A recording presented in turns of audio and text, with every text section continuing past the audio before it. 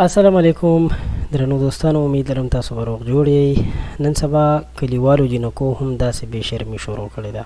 تاسو سره یو ویډیو شریکوم چې همدا اوس موږ ته چا راولېږله. دا ویډیو را سره تر اخره وګورئ. د دې ویډیو په مینس کې تاسو سره هغه ویډیو هم شریکوم چې یو هلک او جینۍ چې خپل منځ کې بېهوده حرکات کړي دي. دغه هلک چې دغه جینۍ په یو بانه باندې راغوښتې ده، ځان ته یې موبایل هم ایښی دی، ناروا کار یې هم ورسره کړی دی، ځان یې شرمولی دی، بې شرمي کړې ده، نور یې څه غلط حرکات کړي. تاسو به په دې ویډیو کې دا هر څه په خپلو سترګو وګورئ.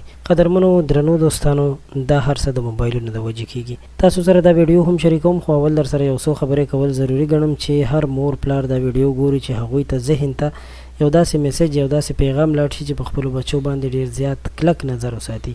نن سبا د موبایل استعمال جینکۍ داسې کوي چې د خپل ځان، د خپل چاپېرچل، د خپل کورنۍ هیڅ خیال نه ساتي او غواړي چې خپل ځانونه هم وشرموي، خپله کورنۍ، خپل خاندان هم وشرموي. همدغه ویډیو چې د همدغه جینۍ نه وایرل شوې ده، همدغه هلک نه وایرل شوې ده په خپل منځ کې چې د دوی په موبایل باندې ګپ شپ جوړ شوی و.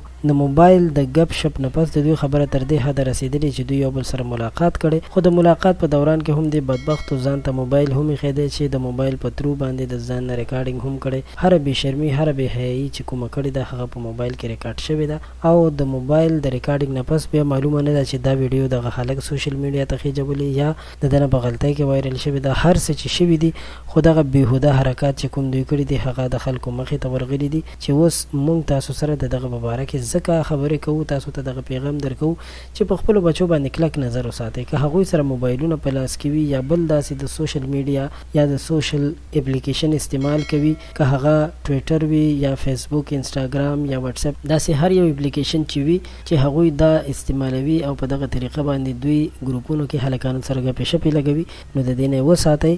لرې نه ده چې داسې کارونه ستاسو د عزت سودا وکړي. ډېر زیات خیال وکړئ، ډېر زیات احتیاط وکړئ چې هیڅکله هم د داسې کارونو ښکار نه شئ، خپل بچي د داسې کارونو نه وساتئ. امید لرم چې ستاسو به زما دا پیغام، زما د ویډیو خوښه شوي وي. خپل نظر هم را سره شریک کړئ چې زموږ راتلونکي ویډیوګانې تاسو ته په وخت در ورسي. تر بیا مو په الله سپارم. د خپل ځان ډېر خیال ساتئ، په خپلو دعاګانو کې مې یاد ساتئ.